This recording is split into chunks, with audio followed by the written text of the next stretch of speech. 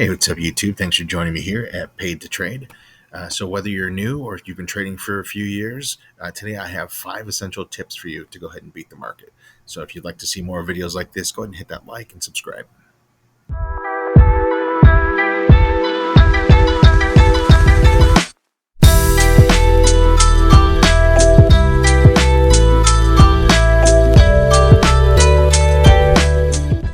Okay, I'm going to make this short and sweet for you. So, 5 essential tips, things that help me transform my trading to the level I'm at now, which I don't plan on stopping here. I plan to progress, but I think we should always be progressing. But I think these basics here will help you transform your trading as well. So, first and foremost, you have to find a decent strategy, whatever that is. So, I'm not trying to sell my strategy. It's pretty clear. I make zones and I look for buy and sell opportunities. That's really it. So I like to play off of supply and demand, but that's what works for me. You have to find whatever works for you. So some people love trading off indicators. I don't necessarily like.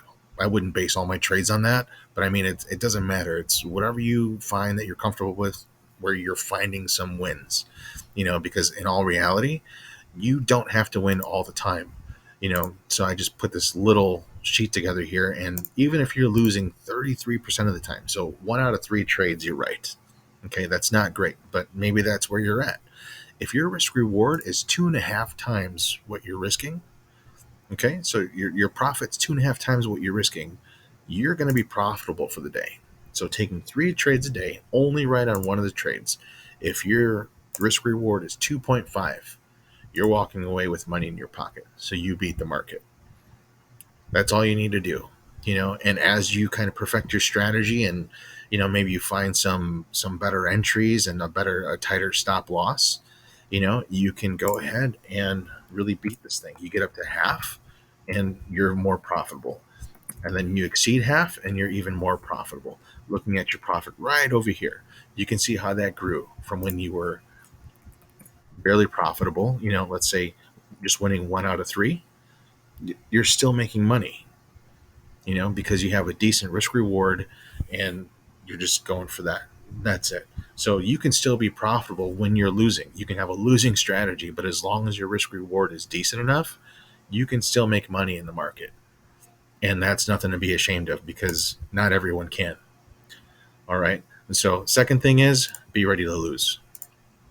You got to be willing to take a loss. Have a stop loss set in place. I like to use a ATM automatic trade manager, and it just, I have my profit target set up and I have my stop loss set up.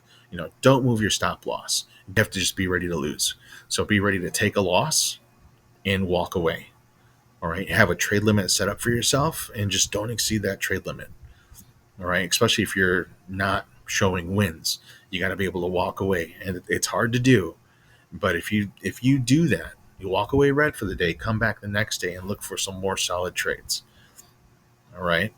And then once you start getting some wins, don't exceed your trade limit. Just walk away. You can walk away green. Just call it a day. Because the whole point of this is, I'm sure you're looking for extra time to be able to do something else. That's why I got into this. I wanted to, work a little bit less and then have more time for the people that mean more to me than anything else. That's why I'm in this, and I enjoy it. I've always enjoyed, learning about the stock market, and, it's been a dream of mine, and now kind of a dream come true. So before you get into a trade, check out your risk. Is this trade worth the risk? You've worked hard to get where you're at. Maybe you just got a funded account. Maybe you just deposited so much money in your account. Maybe you're trading with your own funds. Is this trade really worth it? You have to think about that before you hit that buy or sell button. Do you want to risk this many contracts? If it goes against you, is it really worth it? Is the setup that good where you have a high probability of succeeding? If you can't ask that to yourself and then say yes, then you should definitely not take that trade. And if you are asking yourself that, I guarantee it's going to stop you from getting into more stupid trades, as we all have. We've all taken those FOMO trades, or we've talked ourselves into trades where we're like, yeah, okay, I'll just go for a little bit here. But you didn't think it all the way through. You didn't look at, are we running into resistance or support? Am I shorting right into support? You don't want to do that, because it will not be a successful trade. You will lose. And if you keep doing that, you're going to just hit that stop loss over and over and over. And it's not the stop loss's fault. It's just a bad entry. It's not a good trade. So ask yourself that, and I guarantee you will be more successful in this than not. That's what definitely helped me turn this thing around. Don't adjust your profit targets. When you get into a trade, know where you're going for. The minute you start moving your profit targets, that I swear it like ends up failing more often than not. I'll move my profit target for an extra point or two, and what happens is my initial profit target hit and then the price reversed. And so then I was kind of wrong in the trade. But I was kind of right too, because if I left my profit target alone, I would have snagged profit and I could have gotten out break even. And so that's a profitable trade. So don't move your profit target. Trading journal. Journal all your trades. This made such a difference for me.